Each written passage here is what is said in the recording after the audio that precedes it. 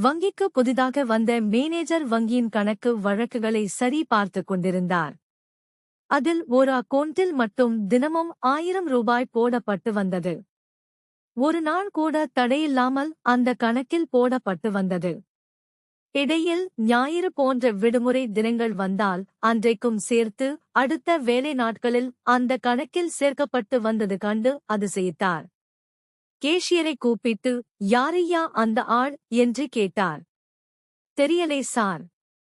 தினமும் காலையில் 10 மணிக்கு டான் வருவார், பணத்தை போடுவார், போயிட்டே இருப்பார். ஆள் கொஞ்சம் சிடுமூஞ்சி மாதிரி இருக்கிறதால நாங்களாம் யாரும் பேசுறதில்லை சார் என்றார்.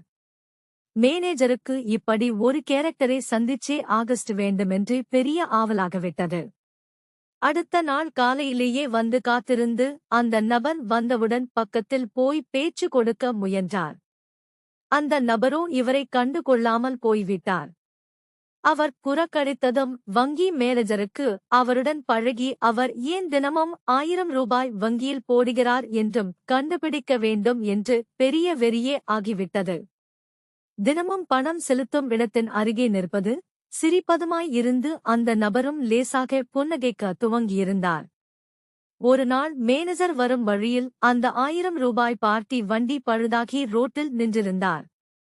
மேனேஜர் லிஃப்ட் கொடுத்து வங்கிக்கு அழைத்து வரவே கொஞ்சம் பேசவும் துவங்கியிருந்தார். ஒரு நாள் அவரிடம் மேனேஜர், சார் நாமதான் நண்பர்களாகிட்டோமல் இப்பவாவது சொல்லுங்க, எதுக்கு தினமும் 1000 ரூபாய் பேங்க்ல போடுறீங்க, அப்படி என்ன வருமானம் வரும்படி தொழில் செய்யறீங்க என்று கேட்டார்.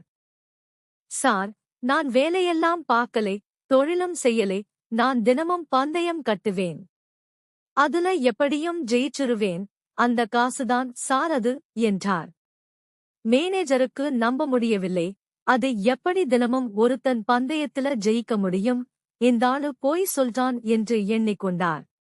அவரின் முகமாற்றத்தை கண்ட அவன், சார் இதுக்குதான் நான் யாரிடமும் இந்த பந்தய மேட்டரை சொல்வதில்லை என்றார். அப்படியும் சந்தேகமாய் பார்த்த மேனேஜரிடம், சரி சார், நாம 2 பேருமே இப்ப ஒரு பந்தயம் போடுவோம், நான் ஜெயிக்கலைன்னா பாருங்க என்றான். டென்ஸாகிய மேனேஜரும், சரியா பந்தயத்துக்கு ரெடி, என்னையா பந்தயம் நாரு. சார், சரியா நாளைக்கு காலையில 10:15க்கு உங்க கால் தொடைப்பகுதி பச்சை கலரா மாறிடும், 2000 ரூபாய் பந்தயம் என்றான். யோவ், என்னையா சொல்ற, ஏதாவது நடக்குற கதைய சொல்லு என்று மேனேஜர் சொல்ல, பந்தயத்துக்கு வர்றீங்களா இல்லையான்னு கட் அண்ட் ரைட்டா சொல்லுங்க சார் ன்னு கேட்டான். சரி ன்னு ஒத்துக்கிட்டார். காலையில வருவேன், உங்க கால் தொடைப்பகுதி பச்சை பசேல்னு மாறியிருக்கும், 2000 ரூபாயை எடுத்து வைங்க என்றபடி சென்று விட்டான். மேனேஜருக்கு எப்படி இவ்வளவு தைரியமா பந்தயம் கட்டுறான் என்று ஆச்சரியம். அவன் போனவுடன் முதல் வேலையாக பாத்ரூம் சென்று தனது பேண்டை அவிழ்த்து கண்ணாடியில் முன்னும் பின்னும் தொடைப்பகுதியை பார்த்தார். அது வழக்கம் போல் கண்ணங்கரேல் என்றுதான் இருந்தது. இருந்தாலும் அவருக்கு இருப்பு கொள்ளவில்லை. அரை மணிக்கொரு முறை பெயிண்டை அவிழ்த்து பார்க்கவும் போடுவதுமாயிருந்தார். விடிந்தது. முதல் வேலையாக அதை போய் பார்த்தார். இப்பவும் அப்படியே கருப்பாகவே இருந்தது.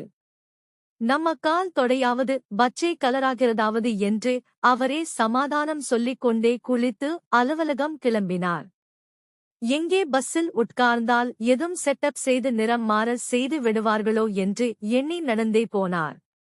10 மணி அலுவலகத்துக்கு 9க்கே வந்துவிட்டாலும் 10 நிமிடத்துக்கு ஒரு முறை போய் பார்த்து உறுதி செய்தபடியே இருந்தார். இன்னைக்கு அவனை ஜெயிச்சு 2000 ரூபாயை வாங்கிறனும் என்று ஆவலோடு காந்திருந்தார். சொல்லி வைத்தாற்போல் சரியாக 10:15 அவன் அந்த அறைக்குள் நுழையவே வேகமாய் சீட்டிலிருந்து எழுந்து தனது பேண்டை கழட்டி நின்று, இந்தா பார்த்துக்கோ, அப்படியே கருப்பாதான் இருக்கு என்று முன்பக்கத்தையும் பின்பக்கத்தையும் காட்டினார். அவன் உடனே அருகிலிருந்தவனிடம், நீ என்னமோ பேங்க் ஆபிசர், பெரிய மனுஷன், அப்படியெல்லாம் செய்ய மாட்டருன்னு சொன்ன, இப்ப என்ன சொல்லுரே, எடு 3000 என்றான்.